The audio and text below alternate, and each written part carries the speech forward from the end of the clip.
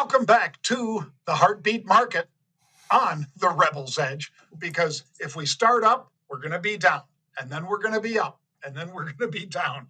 And of course, we've got the employment data heading our way tomorrow. Not like we haven't already seen some of that, but we're going to break all of it down for you on today's Rebel's Edge.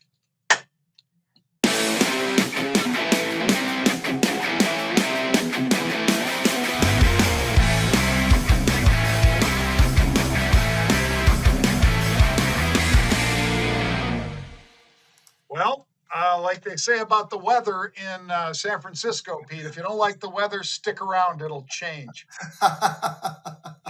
So true. The market, I mean, we were up 400 or 500 points again today for like the fifth, sixth day in a row. But then tragedy struck, and we sold off, and now we're down 300 points. Well, and the strange thing, John, is so the Dow starts off pretty strong. NASDAQ not looking so great. Now the NASDAQ is actually improved, and the Dow has dropped significantly. So yeah, I mean, I think what we're seeing is something that is going to be talked about, I think, with our stocks today too, to some degree. But there are some numbers out there that are just outrageous, year-to-date numbers, 1 year out numbers, and what some of these companies have been able to do.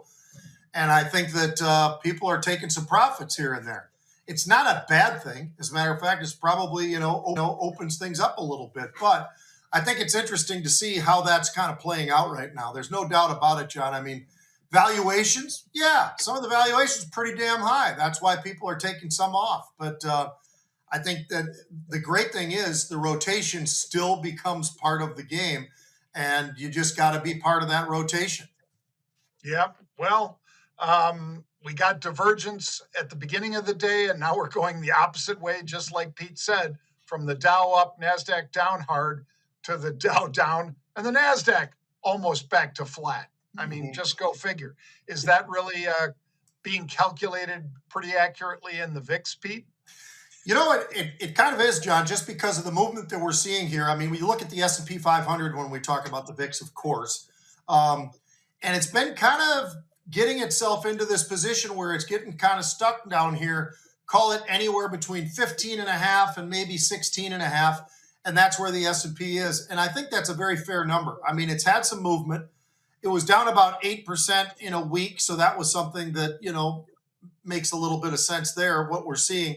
The movement of the S&P is sometimes a little bit of it, at least, seems to get kind of caught up in, the backdrop of what's going on. We're in this earnings season. We're getting through it. Things are going pretty well. And I'll tell you what, when you look at the percentage of beats for earnings and revenue, John, it's pretty outrageous this quarter. Probably as good as any quarter we've had. Well, I mean, just a couple days ago, Pete, the VXN, so the volatility metric for the NASDAQ, was up pushing 29. Yeah. And then it collapsed all the way back down yesterday into the 23s. Mm-hmm. So that's a pretty dramatic drop for, again, the NASDAQ measure of volatility, the VXN. Yeah, we'll see exactly how much more they want to push on it after we get those employment numbers from the Bureau of Labor Statistics tomorrow. Yeah. All right. I know you guys are going to love this one. Prediction confirms aliens exist. Well, yeah, if you want to bet on that, the prediction markets have that. And in fact, you might say, well, what are the odds? There they are. By September 30th, it dropped 12% down to 2%. So if you think that somebody's going to confirm that aliens exist, well, it's a very small chance. 98% winner there, Pete, if you buy that 2% chance by the end of September. End of December, it moves all the way up to 6%. Now, I would highlight for you, though, that $64 million have been wagered on this stupid bet. Because if you look under that little picture of the alien on Polymarket, you'll see 64, 189, 215. Yep. That's how much money has been actually put on whether or not aliens will show up. And I bet most of it is on betting that they will not be declared as existing. But, the world is weird enough that maybe they're wrong. Maybe we will get some proof that there are aliens. I guess we got to define what aliens are and all the rest of that and everything that goes into it. But yeah, you know what, John? Those numbers are bigger than some of the other numbers that we've seen over time or whatever, talking about these prediction markets and, looking at stuff that is a lot more, I guess, closer towards, if there is such a thing as normal. But this is classic. This is absolutely classic. Now, those percentages have come down, even more, like you were pointing out. But I am stunned by the volume. I really am. I would not have guessed that those numbers would have been that big in terms of how many millions of dollars are transferring into that. But you know what? What the hell? It's interesting and it's kind of fun. So why not, right? Why not? Well, let's do a little bit on SoundHound, Pete, because number one, I really do like using SoundHound. I use it a lot. But their AI, the SoundHound AI stock jumped dramatically. In fact, it hit, I think, about $8.19 early on. And then it pulled back, but it's still a lot higher than when it was just a few days ago. I mean, look at that Thursday last week, a week ago, Pete. It was down around what, $5.70, something like that. Yeah. Today it explodes all the way through $8 in the pre-market. And, we did have some unusual activity in the name. Nice. I mean, they came in buying calls in SoundHound. And here's a look at that, by the way. The calls that they were buying basically were those August 8 calls, and they expire tomorrow. So as you see, the stock right now is, let's call it 725, something like that. But as you can also see beneath it, it opened at 805, hit a high of 819. And so a lot of those calls, if you were somebody that chose to buy them at 32 cents, you're probably pretty happy with that bet on the pop, but you had to be quick. And like we always say, sell when you can, not when you have to. What do you think about the earnings though, Pete? Yeah, well, the earnings are absolutely everything that we've been talking about, John, for months now, since the earnings season really kind of kicked off. I mean, these are the second quarter earnings for these guys. Their revenue is up 45% year over year. They had a record beat on revenue as well, $61.9 million. I mean, so that's a record, I said. And then you raised the full year for 2026, the revenue guide itself. That was raised up. They have strong growth that's going on. Everywhere you look, you can't punch any holes. You could say, you know what? There's a good reason why this stock popped up 24% early on. It's also probably a good reason why it kind of pulled back a little bit. That's a pretty extreme move. We'll have to see how things go and how people want to read through this whole thing. But yeah, it's still up, close to 12% or something like that, John. It's another earnings where they absolutely crushed it. And when I say crushed it, yep, they set their own record. So certainly I would put that in the category of crushing it. The guidance was absolutely extraordinary. So you put all that together, this is a stock that, like you said, I like the use of the stock. I have very rarely been in the trade, but I have traded it a few times. It's a pretty interesting one. And shoot, these guys, they did everything that the folks that are holding that stock would have wanted them to do. They put up some huge numbers. Well, let's hit Iovance, Pete. IOVA. So these guys, commercial biotechnology company. Iovance was up as much as 42 or 43%, I think, Pete, early on. Record second quarter revenue of almost $100 million, up 66% year over year. So this was a well-deserved pop. It's still holding on to about 34% gain on the session. So IOVA, definitely a focus for us today. What do you think of the earnings, Pete? Yeah, these guys, again, I mean, like we talk about, John, I mean, we look at these charts, the charts go up. I mean, yes, there are some that are going down. There's no question about that. But overall, and you talked about it already, record Q2. So that's pretty impressive for what these guys are able to do. Their gross margins were up to 56%. I think that sounds pretty good. They talked about their pipeline and how positive they are on that, and the fast track designation that they've received as well. Those are all big positives. They hit a 52-week high today. I mean, they're talking about the U.S. demand being very, very strong. So do they check pretty much every box like we've been talking about day after day and month after month or whatever as we've gone through these earnings? Yes, it makes a heck of a lot of sense. And these guys, the demand is there. So impressive that what they were able to put up there, Jon. Well, this one, Pete, this next one, Datadog, it's had several fantastic earnings reports and some pretty terrible ones. When they have a terrible one, it reflects very quickly on the sort of numbers that Pete is not fond of, things like really high PEs and things like that. But this one right now, Pete, has about a beta of 1.5, which means for every dollar the S&P moves, if that's what we're baiting this one to, it moves $1.50 to the upside or downside. And Datadog numbers today, Pete, basically, despite beating second quarter estimates, revenue was $1.12 billion, up 36%. Nonetheless, they hit this thing by about 16% today. A lot of profit taking, I guess, because if you beat on EPS as well as sales and you give good guidance and you still go down, that means people weren't real happy holding on to this thing anymore. That's exactly right, Jon. And like you said, their revenue, they crushed it. I mean, they absolutely crushed it. It was up 36%. Their earnings, they beat it. They beat it pretty good. So that wasn't so bad. Record highs for the stock itself before earnings. Yeah, this stock was up well over 100% year to date. So I think you're exactly right, Jon. What we're seeing here is, hey, look, in early May, this was a $150 stock. It got up there as high as 280 and then had this big drop that we're seeing in front of us right now.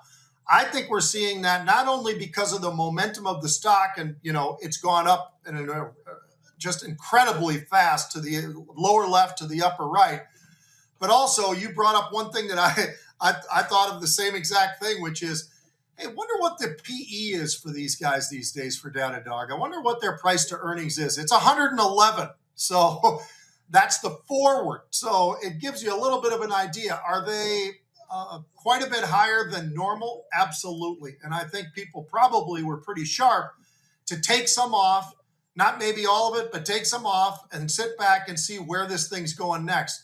Great earnings. That was fantastic, but they might be way in front of their skis, as we like to say. And because of that, I think it makes some sense why they've sold it off. Well, let's finish up with another one trading to the downside hard today, Pete. HubSpot, HUBS, basically connections for customer-facing teams on one platform. We use HubSpot. I'm not saying they're perfect, but we use it as a company, and an awful lot of other companies do too. Well, they beat second quarter expectations, revenue, so in other words, sales as well as adjusted EPS. And then they had the unfortunate announcement about softer than expected earnings going out a quarter. And that'll always get you hit because when you're offering that it's not looking as good for you going forward as it perhaps looked in the rearview mirror, people want to lighten up, and 21% to the downside, that's what they're hitting this one with today, Pete. Yeah, and you can see lower left, upper right, this thing did make a pretty substantial move, but the problem is exactly what you were talking about, Jon. I mean, you look at Q3 and their guidance for that was a disappointment. That was something where the people, immediately heard that and said, all right, time to get out of this thing.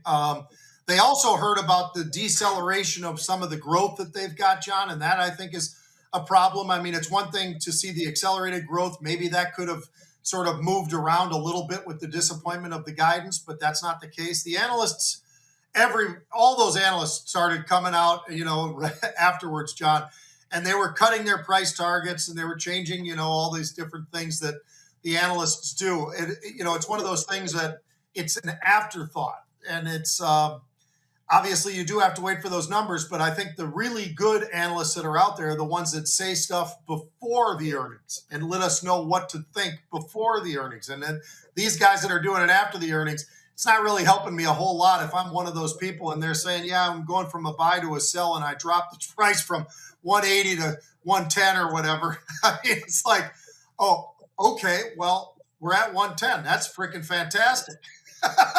Yeah, that ain't helping me a whole hell of a lot. But you know what? And there are analysts out there who jump out there and will say the right thing, which is what they really truly think, what they're getting paid for from JP Morgan, Goldman Sachs, Morgan Stanley, whomever. So I find it pretty interesting. And I'm looking at this one down 19%, John. I mean, they're putting that thing out to the woodshed.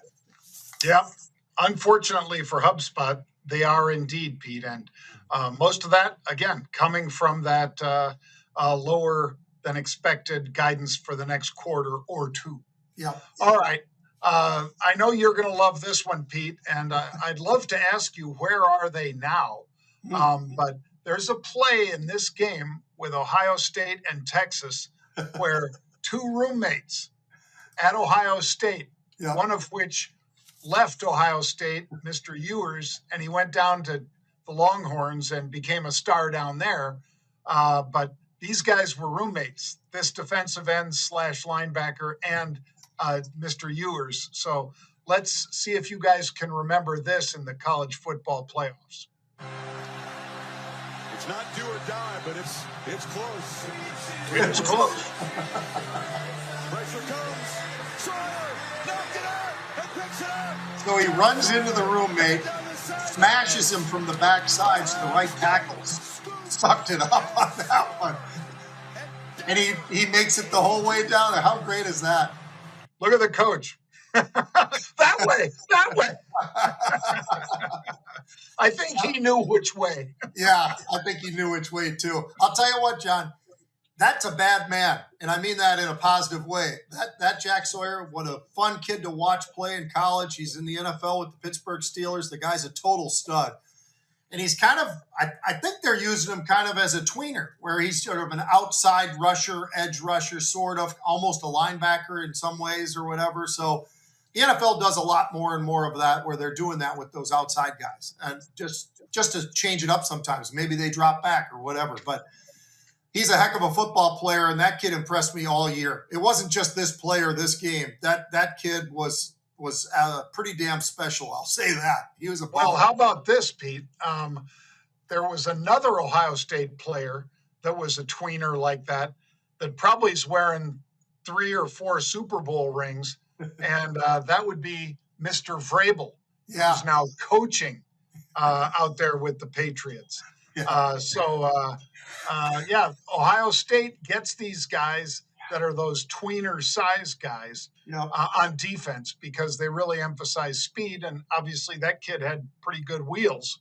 Yeah. He might not be a 4.40 guy, but I guarantee he's pretty quick off the ball. Yeah. And he's got size. So he's got it all. I mean, that's what makes this kid so damn good. He is a baller. He plays football whistle to whistle, and maybe even beyond the whistle sometimes. Some of us kind of like that. All right, John, should we jump to a little bit of sports? Sure. All right, so tonight, the NFL begins. The Hall of Fame game is tonight, and 7 o'clock kickoff. I tell you what, football is back. It's pretty exciting. I'm actually going to be over tomorrow for a brief time anyway, over with the Minnesota Vikings at one of their practices. They were nice enough to invite me and give me the opportunity to hang around and just see what they look like, and all that type of thing. Should be fun. But the Hall of Fame game, that's going to be pretty great. You've got Arizona playing Carolina, John. I think that part of it's pretty cool. They're sitting out Jacoby Brissett because he is the starter, at least as of right now. And Gardner Minshew is also somebody that I don't know if he's going to play or not. So you know what that means? They drafted somebody that a lot of people were sort of surprised that they would go and grab him on the draft. I thought it was a genius idea, quite frankly, for the Cardinals. I Carson Beck, yes, he's a little bit older. He's been around the college football for quite a long time, it feels like. He's been there with Georgia. He's been there with Miami. The kid's a big, tall, strong kid. Nick Saban disciple coaches that have both coached him or whatever. I'm pretty excited for this kid. He went in the third round. I think that he's a little bit better player than maybe whatever, the analysis was, which is why he was in the third round, not maybe the second round. Was he a first rounder? Probably not. Was he a second rounder? I think he probably should have been. But they were fortunate enough that he was still there in the third. And so they've got him, John. And it's going to be pretty exciting. And I think the kid's going to be out of his mind excited, right? Because it's a great opportunity. Usually you're not going to get the third string guy getting in there to start the game. But, in 5 years, here was his numbers at Georgia and Miami, John. 88 touchdowns, 32 interceptions, almost 12,000 yards and 69% completion. Pretty damn good quarterback, I would say. What do you think? Well, 30 touchdowns last year, Pete. Yeah. At Miami. And that's why he brought him right to the edge of that national championship, like we said. Mm-hmm. He also threw for like 3,800 yards last year. Mm-hmm. And against, obviously, great competition in the SEC when he was at Georgia. Mm-hmm. Certainly down at Miami, he did himself proud, and they got that close to making it over the hump and even beating Indiana. Mm-hmm. So do I give this kid a ton of credit? Yep. Could he light it up? He could. Minshew might be wishing he was healthy enough to be in there tonight, because if this kid gets 4 full quarters of work, Pete, he might show a lot that they can't keep him at third string much longer. Right. Yeah. I think when they drafted him, I kind of think both those two quarterbacks, because Brissett's getting a little bit gray. Let's be honest. He's been around for a while. And Minshew, kind of the same thing. I think they're both very good quarterbacks, or at least good quarterbacks. But Carson Beck could be a very good quarterback. And I think time will tell. But the guy was paid a hell of a lot of money to play for Miami. And Miami, to your point, damn near won the national championship. I mean, that game was damn close. So it's not like they got ran out of the building or anything like that. All right, John, I've got a question for you. NCAA college football. Who do you think could be a dark horse potential to get into the playoff this coming year? And so obviously I'm not asking for Ohio State and Oregon and those guys, because those are probably pretty much locked up. But I've got 2 schools. I'll give you my first one, and you can go and do however you want to do it. I'll give you my first and my second one. Big 12, Oklahoma State. It's a school that not a lot of people pay as much attention to as maybe they should. I think that they got a great coach when they went out there and decided to go. They got 65 new transfers that came there, John, from a coach that was at North Texas, and they brought in 15 of them were from North Texas. The rest were from around the country. They have rebuilt Rome in a day. So I think we'll see how it plays out, but I like the coach. He's a winner. I like his analysis of players that he's brought in. It's a brand new team in a lot of different ways, and they could be pretty damn interesting. So I get Oklahoma State from the Big 12, and I'll say just real quick, USC from the Big 10. Because you think about the Big 10, nobody's talking about USC. They're talking about Ohio State. They'll obviously talk even regardless, but with Michigan, Indiana, Washington, Oregon, yeah, they all get a lot of call. Hey, yeah, these guys are great. People aren't talking about USC and UCLA. I think USC actually has put together a pretty damn good football. Lincoln Riley stumbled at first, but now I think he's got the right track for USC to potentially be one of those playoff teams. All right, well, I'll throw 2 at you, Pete, and one you know intimately well, which is Clemson. Yep. Clemson, because in the ACC, let's be real, Pete, they don't play as many teams in the ACC as in the SEC. That's just a fact. You guys can argue with me if you want. I doubt if Pete will argue with me, but that doesn't mean that it's a cakewalk. But I think Clemson's got a shot, and your boy Debo, I think he is a great coach. this could be a chance for him to get into those playoffs, Pete. But the number one pick for me, BYU. Yes. And I know that's a shocker to you, though. But you know why? Easiest effing schedule. I mean, oh my gosh, you look at anybody that's got a shot at getting into the college football playoffs or CFP. These guys have the easiest schedule on the way there. That makes a huge difference. Yeah. Because get this, they don't play Texas Tech. They don't play K-State. They don't play Oklahoma State, the team that you were talking about, Pete. Yeah. Now, would they have to play them, in a playoff? Yeah, but you could still, suppose you were 10-1, and then you go to the playoff and you lose to Oklahoma State or something. You could still make it in. Yeah. Because again, unlike Notre Dame, they're not an independent. But they don't have to play a bunch of those really good teams. Who do they have to play? Notre Dame and Utah. Now, those are not easy games.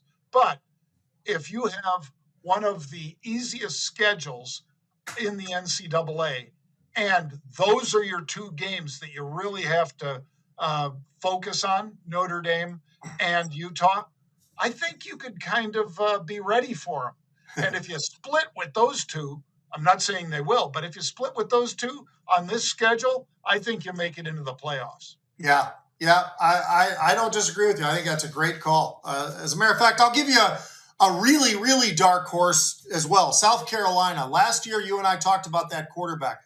That quarterback was a stud. Last year, he was a dud. He didn't do it. He did not answer the bell. I think this year, for whatever reason, I think he does answer the bell. He seems like he's got a new attitude. He's a great quarterback. He's a big, strong guy. I think he's going to be really, really interesting, and that makes South Carolina pretty interesting because last year, for whatever reason, it didn't work, but I think this year it will. So they have a shot. It's an outside shot, but they got a shot. Well, folks, we appreciate you tuning in. Make sure you check out the Rebel Investors Club. If you go to marketrebellion.com, you'll see it right there. You could join and get comments from Pete, from me, from our analysts and so forth, as well as access to, pre-market IPOs. In other words, the Anthropics of the world, the Andurils and so forth. It's a great spot to get great information and access, even to crowd funds, if you want to know what we're trading and so forth. Mm-hmm. So go to marketrebellion.com, check it out. And as you know, we don't do the show on Fridays. So Pete and I will be waiting around until Monday. Mm-hmm. At what time, Pete? 1 p.m. Eastern, John. We'll be there. You need to be there because you're going to want to know about the stocks that are moving around and obviously have some fun with some of the sports stuff as well. Absolutely. Thanks, Pete. Thank you, everybody. Have a great weekend.